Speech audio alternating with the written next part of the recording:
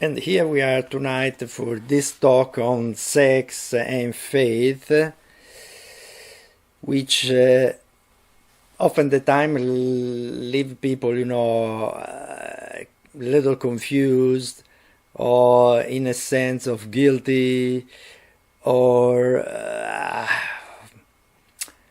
Okay, let's start from the fact that, even if you go in some big conference, sometimes you have some big figure there trying to help you in this relation between sex and faith. Sometimes you get lost, and so the last conference I was attending, they were speaking about the theology of body. That if you know, the theology of body is like a little encyclopedia that Saint John Paul II wrote about the beauty of our body, so also the relation with sex and so on, but which is a big book. And when people try to explain or say something, so I mean, at the last conference when they were talking about this, at the very end, what they are saying? They are saying something. I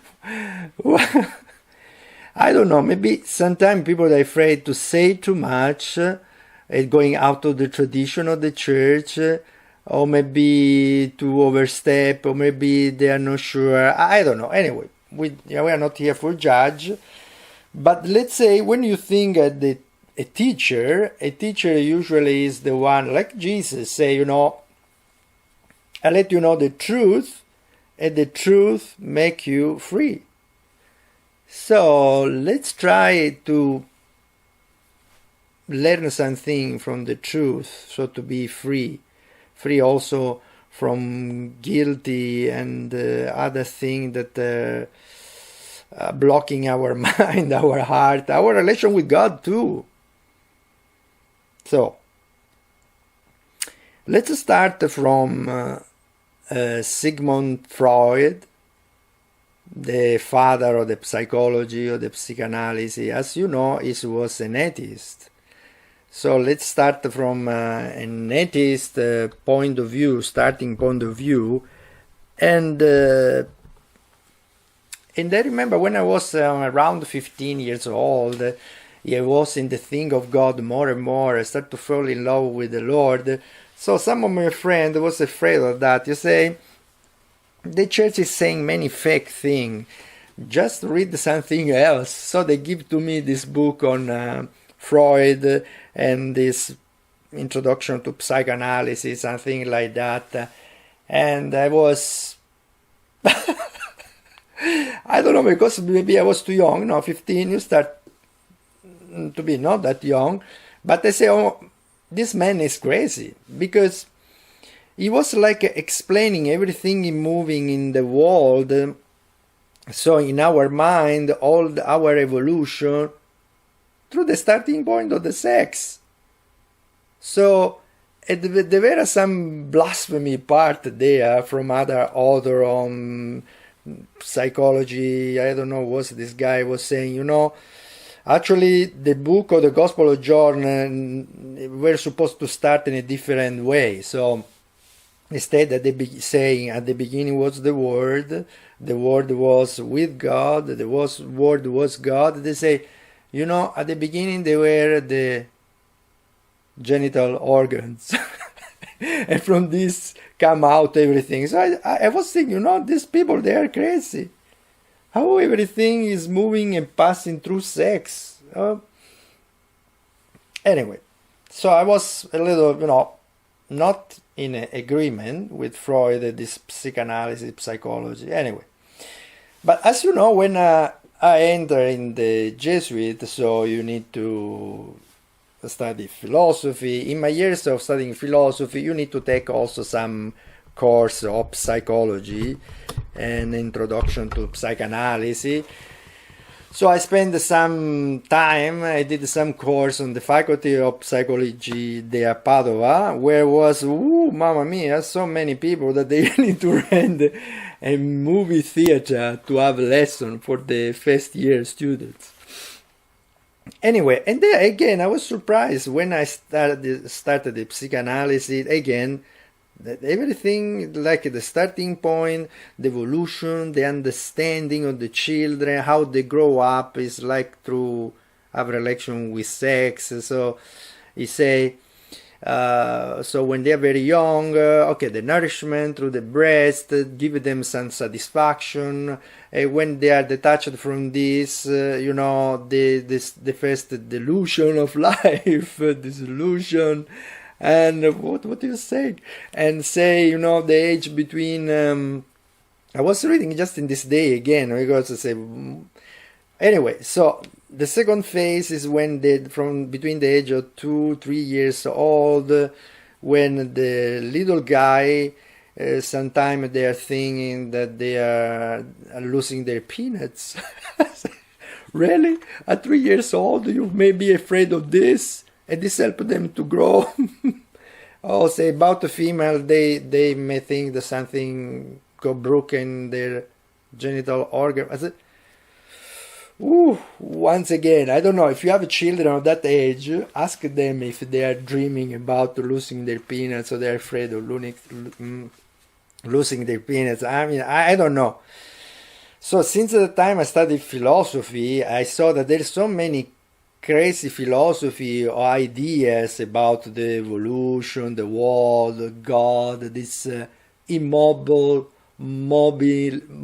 moving motors, and many theory in philosophy. I was thinking, even a psychology, psychoanalysis is a kind of philosophy applied to the brain, the mind of man. So everybody is trying to exploring and say many things. But actually surprising, years and years are going on. I mean, since the beginning of psychology, the beginning of this 20th century, so we have already 100 years of evolution. Basically, their thought is always starting from there. So at the beginning, I was a little. But now that I grow up, and especially I grow up in faith, I see many things around me. Even if that was a completely atheist approach, so an approach without God, I may say, now that I'm 50 years over, that those guys actually are right. Let me explain how they are right, that they are seeing like sex, like the engine that is moving our life, is making us growing up, having spirits, understand the world around us. Because for me it was really. But I'm trying to be brief because otherwise this talk is always too long. So if you think how, when you grow up like me, you know many people, how one of our many problems in life is our laziness. Our laziness, if you see, actually even in the Bible, is mentioned as one of the 3 roots of all our sins. So, laziness is one of the 3 roots. So you may say, wow, so big, so important. Yeah. But you still see many people that they are lazy, If they don't need to work, because otherwise they don't have the money to live, they don't even go to work, So, forget about God, But let's say, so even in a relation, let's say, in getting married, boy think, a girl, sometimes they're so complicated, and life can be so complicated, and have children. Oh, forget about. So, I mean, if you think a human being, really maybe they will not marry, they will not have children, because otherwise life can be, complicated, trouble. And actually, because there's, like the psychologists say, this kind of engine, this kind of energy that is sex, that no matter what, how lazy we are, or how think that eventually we marry, we get in trouble, this excitement, this attraction, this desire make us coming together. So it's working. So it's working. And actually, if you start from the point of view that actually, you know, that is God who created us, so is God who created us, who created sex, so you may understand, oh, okay, to keep on with the, with, let's say, the human beings on planet Earth, this attraction make them possibly reproduce and keep on living in planet Earth. Otherwise, they will disappear. And you see in the modern society that actually is happening, because now with all this birth control method, because I don't want children, they're taking too much of my time, oh, they are too costly, and so on. So you see that in the richest society, the natality is going down. So in this moment of the society where we can control everything, even life, so you are seeing that really we can put our existence in planet Earth to an end. So in the past was, you have no all this kind of method, so you know this power of the attraction, sex, love, and so on make us reproduce. We are here today. So, making a comparison now with faith, you may say, so since sex is working so well that keep us alive in this planet Earth, why God did invent also something in our relationship with Him? Let's say, why he didn't do some kind of sort of attraction, excitement about him, so that everybody loved to pray and to stay in his presence? Because as a youth minister, but in all my life, you know, doing ministry for the Lord, you see how people is lazy about the thing of God. You explain to them how many times how it's important to pray unceasingly. As all the apostles are saying, oh, how beautiful is staying in His holy presence. Where when you are in His holy presence, you can start to hear and see things that no ears and no eyes have seen. Really, you have some beautiful experience even here in planet Earth, as many send, even give testimony, but still, you know, many people don't care. They are bored about the things of God. So you say, oh, how important it is to read the Word of God. So in this moment, you may think, oh, why God really didn't do some kind of thing similar to sex to attract people to Him, to stay close to Him? But that is the key and the understanding of our faith. Freedom. Because God let us know about Him, that is our God, our Master, our lovers, but He wants back our love. And if you force somehow with some kind of attraction, we are not free. So you want our free love, our determination. You know, when I see the creation, it's so beautiful. When I read your word that become light to my steps, to my life. Yes, I want to follow you, I want to know more you. So He wanted that. And we see that in the Song of Songs, you know, in the Canticle of Solomon, no? Where there's this bride, this bridegroom, they are seeking for each other. So sometimes you see him, now you don't see him. But the lover, the bride is so in love with him that he's looking for him, so he appears again. And this is our experience for God. He's there. If we want him, he appears more to us, he's speaking more to us, teaching more to us. If we don't care, I don't say that he don't care of us, but let us where we are. He will try to find some way with the time. So it's beautiful actually that he didn't do something like the sex to attract him. Because going back to the sex, with somebody experience, we may say, yeah, indeed, it's something sex is something that binds us. We are not completely free.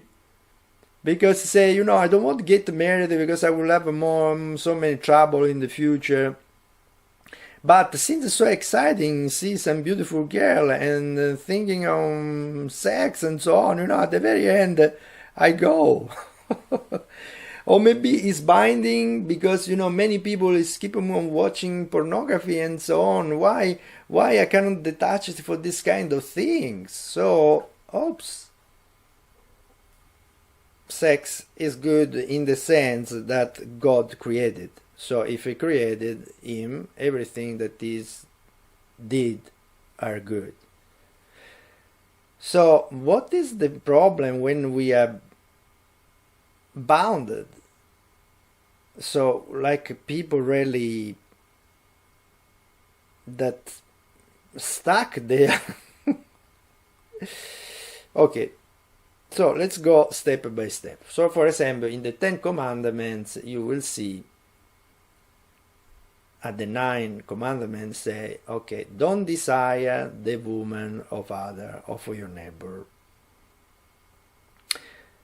And you may say, okay, why didn't say, why don't desire, okay, the woman, the wife of your neighbor, but also the husband of your neighbor? Why? Maybe there's some mistake in the Word of God in this, before publishing this edition of the Bible. No, there's no mistake. Because God knows how He created us. Oops. So sex is more a problem of a man than a woman. Okay, let's try to understand this. Because sometimes women criticize men as, they are like pig, always thinking at sex. It's not our fault. God created us in this way. So that we are still always on the search and something happened. So, oh wow. So there is a beautiful videos made that this Marco Gungor, and you may have a look here. He did like a weekend, 2 nights, and he spoke about this. It's wonderful, really. If you have time, look there. And he's starting to explaining the difference between men and women. How they are wired completely different. But if we ignore that, sometimes we have just a contrast, we separate, and that is what the evil one is using for destroying us, for destroying even the couples. So why we say in the teaching, if we teach the truth, make us free, we can understand how things are, and we can make everything better. Don't let the evil one cheat us. So, even in simple words, if we say, yeah, man is always thinking of sex, yeah, you can understand to the explanation that this guy is doing, because here we have not much time to explain that. Even with my wife, when we were watching this video, Mark Gungor, so at the very end they say, oh, poor man is so stupid. Somehow, without offense, I may say, oh, maybe yes, but Mark Gungor was also explaining, it's not, man, when he's focused on one thing, for example, in working, in a project or something, he do also with all his mind, their ability, and it's quite good in that. Another element is this. But if you understand through psychology or now through faith to survive, you understand why. Instead, the woman, has an attraction for men. So even if it's stupid, you see that there is attraction for men. Even this is created by God. But there are not so much attraction to the sex. Of course, enjoy, because as a creation of God, He completed it in such a powerful way. Of course, both of them they enjoy, especially when there is love. So, but somehow it's like a compensation, you may say. Otherwise, there is too much sex. No, so the man is often looking for that, the woman less. But even that, there is a kind of wisdom that we lost in this. So, in the past, when you were getting married in the church, they were talking about always about the wedding duty. Because they know that the woman is not that interested that much in sex. She's interested more in romance and things like that. So even the church say, there is a duty that you're supposed to do, because man is crazy. No, I mean, he's crazy. God created him like this. Maybe there is a reason for the procreation. Okay, so the woman say, oh, in this sense, I'm just sacrifice myself. I've never romanced. No, if you watch this, Gungor is explaining, actually, when you give it to him what he wants, somehow man is also so happy, let's say, pleased, that he's giving back this romance, affection, attention, because I don't know how to say, you are giving to him, he's giving back to you. But if you don't give anything to him, he's not giving anything to you. I mean, but we lost this wisdom, like in nowadays, and nobody is speaking about this. Even, sometimes you see some new couple is marrying, and ask, did you talk about this? Oh, no. Oh, but it's a fundamental, and you see many marriage, they are broken by the evil one through this. And you sometimes I see also on Facebook and other places where women are saying always, oh, man is always looking about sex. Oh, what a pig, like this man. So you don't know that. I mean, what? The evil one is covering our eyes. That is a reality. I mean, no in study like psychology, they're telling you that, but even the world, when you do a business, why there is always a naked woman and not naked man, let's say, on the advertise, no? I still remember when I was a child, we were going to the mechanic to repair the car, and I saw this naked woman in this picture, the mechanic, they have naked woman anywhere. So on the battery, they were selling battery, so they photo this naked woman on the battery. So I was asking my mom, so why they put that naked woman? I was maybe, I don't know, 7 years old. She said to me, go away. Like, no explanation. So, and I was attracted. I mean, I don't understand anything, but, and so, I mean, the world understand, so they put always this naked woman to attract men and to sell their produce, let's say, to lead you in some way. So why you won't be so innocent saying or thinking that it's much beautiful a world of romance? So in this sense, I found many male youth, this is more a problem for the men, that having this sense of guilt, when you come to the faith, to love the Lord, because there is a voice like saying, oh, this is bad, all this sex stuff is bad, but they're still coming on their mind, on their thought, so they think they are bad. So it's better to do not have a relation with God or with the faith, because I feel guilty and I cannot handle, so maybe it's better to not go to church. So, and I'm more free even to keep on watching things. Oh my goodness. So this created all like even worse situation. You may let people understand, I know what you feel, what you understanding. And even Jesus was saying that, Let's say, in every moment, say, sometimes the spirit is ready, but the flesh is weak. The flesh is weak. So because of the flesh, there is this kind of energy that is bringing us in some way. So for that, Jesus let us understand, It's true because he created. As many saints have taught us about that, Don't let become this like a disordered affection. Because every time everything is disorder, bring you in a wrong way. So when there is too much of this, so Jesus said, there where is your heart, there will be your treasure. So where is your heart? Always on sex? I'm talking about men. I still remember when I was working in a superstore with our man, every time say, "Oh, you saw those boobs. Did you see this? I see what? Oh my God!" Their mind is always there. So I mean, again, you can say, "Oh, poor man is like this." Yeah, but for one who is growing in faith, he start to understand it's something God created for good, because otherwise we were extended. But there is a place where it can stay. For example, Jesus clearly said many times, when you will die, you will not marry. In heaven, you will not marry. Oops. We are like angels, so there is no sex. So let's say this is not such important thing. I mean, it's very important here because give our existence, we are still alive here. But it's not in heaven.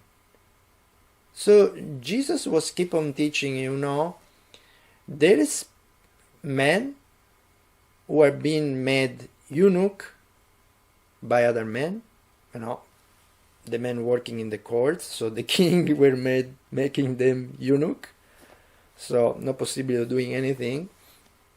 But Jesus keep on saying, there is some guy who also make a eunuch himself for the kingdom of God.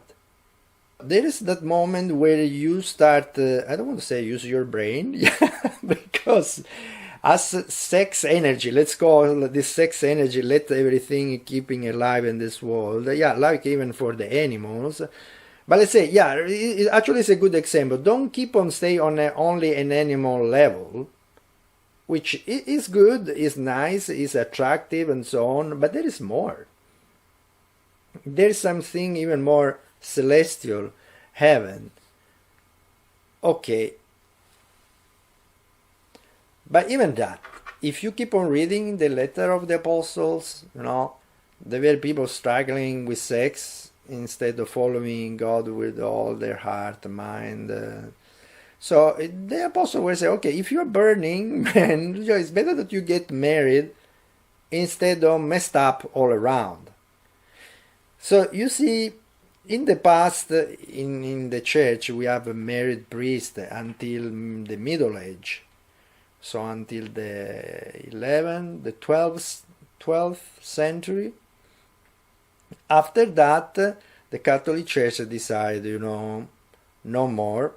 Okay, there is much discussion about that, because mainly the criticism is done because that decision was made to avoid to spread and lose the money of the church, because once the priest was married with somebody, he needed money for the family, so he was taking it from the richness of the church. What you may say, for money was better than this. No, there is somebody more spiritualist which say, no, it's just for focusing completely to the Lord.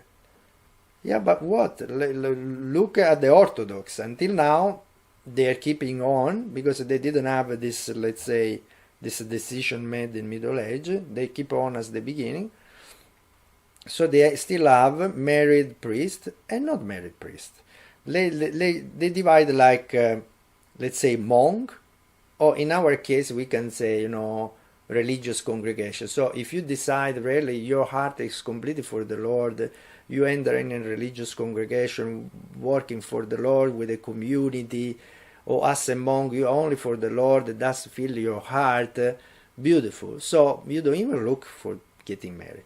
But like for, let's say, archdiocesan priest, which we say, they are not in a religious congregation, they are living in a parish, they are more subject to lonely, and so on. So for the Orthodox, if you are married before getting ordained, it's fine. And actually, I was living in Moldova like 4 or 5 years. There's a lot of married priests, and everything is fine. I mean, there's not this waste of money, and there is a beauty there. Also, the family is helping in the liturgy, in the celebration. They are close. I find also that priests are more focused instead of all the scandals that we have here in a Catholic Church. And actually, Pope Francis was trying to open again this chapter, but everybody who was against him, because we have the ideal of this holy man that must be only for God, which, as the apostle instead were saying, if you are burning, man, marry instead of messed up, but he still won't serve the Lord, so he can't. So Pope Francis was trying to open this door, but maybe our church is still, I don't know, I don't want to say traditionalist, because in the tradition was already existing this, but maybe idealist, or maybe even the evil one is cheating us for making more scandal and more mess around. So, and this question of wasting money on a married priest or even diaconate, in some archdiocese you can be a deacon, but you will not receive money from the archdiocese as the priest do. Okay, so in that case, how you do, deacon? If I want to serve the Lord, because I cannot be a married priest, I want to serve the Lord with all my heart, in the liturgy, helping other people, but meanwhile I need to work to keep on with my family. I will do. It's impossible. So, but anyway, going back to the sex that can become a disorder, affection. So especially for men that they have this kind of energy inside that they can't control. So, for example, they have this problem of pornography, going looking and see to pornography. Again, it's the same. So, because the church say that is bad, but it is not helping to understand how bad it is. Or let's say, because naturally you go always there, and your mind is set there. Okay, but if you start to be faithful what the Lord is saying, okay, say, don't desire the woman, the wife of your neighbor. So if you have your own, you just have your own. And actually, for those who experience the sharing that you have with people when they dare to share about this, you see that even if you keep on watching, at the very end, really satisfy you. Really, even if you keep on and on, no. Actually, and especially for those who are married, even for my case, it's clear that you see that the beauty in the act of love, sex with your wife, is much more complete. It gives you satisfaction, happiness, than something, let's say, virtual or something that is missing something. But again, people think, because humanly we are wired in this way, what is wrong there? What is wrong there is all the time that you waste there, and all the market that keep on growing, exploiting people, and so on. So, but somebody, this is the man say, oh, but my wife, give it to me only every 1 month or a week. Okay, now that you need to discuss and understand, maybe see this video of Gungor to understand how men and women are wired, so maybe helping each other, because otherwise really man after is looking for outside, because it's a kind of energy that somehow you need to release. That is the problem, how we are wired. So if you won't understand or don't understand, if you won't be romantic or not romantic, it's a reality that you need to understand. I mean, even the atheists, they understood very well. The people who do publicity and so on. So it is important in a couple to understand that, because really can create a disaster. I mean, in the past, the church was more wise in this, reminding this. By nowadays, it's like offending the woman.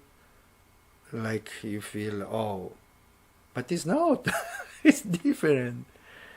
And I say for both of them, because once everybody is happy, even the woman will receive her romance and affection, attention, and so on. So actually, it's beautiful if you do it in the right way, in the natural way that we are wired. It's beautiful. So to do a conclusion to this point, because especially the pornography, especially for men, the young men, is a really serious problem. But let's say it's a problem that if you start to understand with the light of God, yeah, there is an energy there, but let's see, you cannot waste your time and your life there that at the very end don't give you even that satisfaction. So you may understand maybe that you are called to a life of marriage, because actually if the love of God start to fill you, you are able to be eunuch for Him. And I remember even when I entered in Jesuit, because I entered as a very young fellow, I have still some dream, only dream. The even dream disturbed me, because of nature. But I remember I pray, Lord, please take me away this kind of dream that did disturb me. And actually that prayer was heard. So it didn't disturb me. So when you see that is a good engineer moving the world, but is make to overcome our laziness and so on. So don't finish there in using only this excitement that art didn't satisfy you to the end, and the evil one is using for or destroy the couple or let you stuck there and don't do anything else. So let us start to understand that there is more. So don't remain, I don't want to see to the animal level. So then there is more for us. So wasting all time there, even if it's beautiful. So you understand how things in this world they are moving. So we are wired in a sense that we are looking always for excitement. So I was saying in the faith sometimes you don't find excitement, so you don't follow the faith. But can be that following thing only for excitement? Can you think if you even going to school because there is no excitement you don't go to school? Or because after you married 10 years there is no more excitement, so let's close even there? Can you live only for excitement? But actually this is the way where we, in a certain sense I was saying, we are wired just to keep the existence in our planet. But if we understand that, we overcome, you understand that you don't need to choose only the thing that excites you. For example, I prefer to watch only movie that let me laugh, or scene program let me laugh, without never looking at something serious that can form my mind, my heart, my brain. Especially, of course, I'm referring to faith. Because sometimes on faith you find something a little more hard. But once you enter, actually the Lord will fill you with His gifts of love, attention, the joy, the emotion that you find in yourself. But until you don't give yourself, of course, you will not feel that. So there is also an excitement, an emotion in faith. But since you are completely free, the Lord won't see your determination, let's say. Let's understand that. So in that moment there's no this kind of excitement that makes you go in that direction, so toward the direction of faith. It's your heart and your mind that need to lead there. So once every time I see all my youth around me that they are looking only for excitement, even let's say in our youth group, I say, guys, that doesn't work. You cannot come only for excitement. And after when they become 18, they need to enter in the world, they start to work, doing experience, so on. So they consider the past experience of the youth like nothing. Because really they didn't use to enter more in the heart of God. They choose only the excitement to stay together. And again, something is missing there. Something is missing. For that I'm not so totally agree in do things in our faith program that are only excitement. No, because there is a moment where you need to use your brain and your heart to understand that need also your will to do something. If you understood or you have the same spirit that God is worthy, man, do it. This is another level. Don't stay only at the level of the sex, I want to do. I want to say that is a beautiful engineer, is good, but is not that all. So, but with this, I want to make free the young men that sometimes they feel I'm not worthy. They are saying so many bad words about them. I'm so dirty. I think always about this. Man, don't worry, because you are wired that way.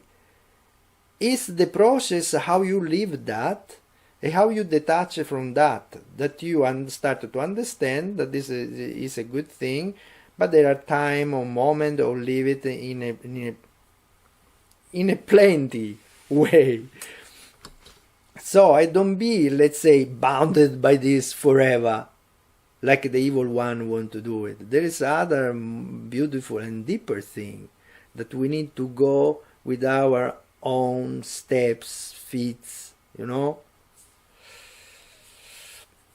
So be free from this. Don't worry. Don't feel too dirty or too whatever that you never can be pure in front of the Lord. Don't worry. Come, the Lord understand you. But there is so many examples even in the gospel to let you know, guys, that God understand you, man, but even woman, because you know the Samaritan. When the Samaritan was there taking water, Jesus asked, okay, call your husband, say, I have no husband, right? You say, correct, because you had like a fire husband, the one that you have now is not even your husband. So I mean, woman, what mess are you doing? But he didn't say, woman, what mess have you done? No. You see, after that, Jesus didn't mention anything else. He showed her to understand her messing up with men, but he didn't say go to hell or something like that, no?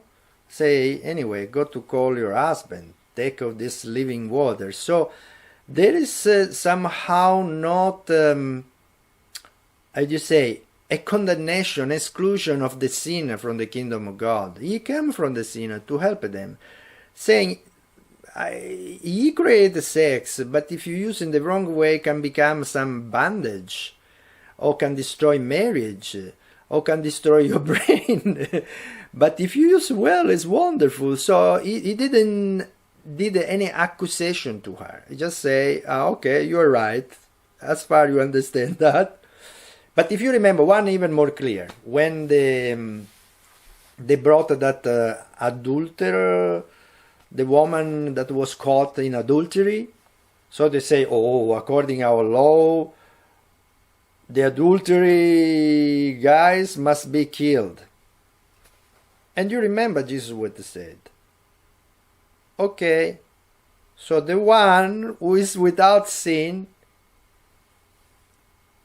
throw the first stone. And from the oldest guy to the youngest, nobody threw any stone, because everybody has sinned. At the very end, Jesus asked to the woman, oh, nobody condemned you? Not even myself. Go and don't sin anymore. So you see, yeah, you sinned. You did something wrong. You did something that is disorder affection. But I can understand, because I create sex. So, but try to adjust your mind. Don't sin anymore. So there is no condemnation. So guys, when you are lost in this, don't feel the pressure like that you are the worst man in the world, because that the evil one is using. Okay? Anyway, let's finish here because it's getting too long. But so don't feel guilty if you are thinking that sex is something beautiful, because actually it's because God created. But be careful how you are using. Don't be bounded, like living only like on an animal level. There is much more in this world, and for those who are free, are living and experiencing this. And again, don't live your life only looking for excitement, because it's not only excitement. For that we have a brain, okay? Because we are not moved only by excitement or stimulation, let's say, like the animal. There is much more, again. So we have even a mind, we have even a heart, we have even strength, We have a soul, feeling, so let's use all of them. Okay? Blessings.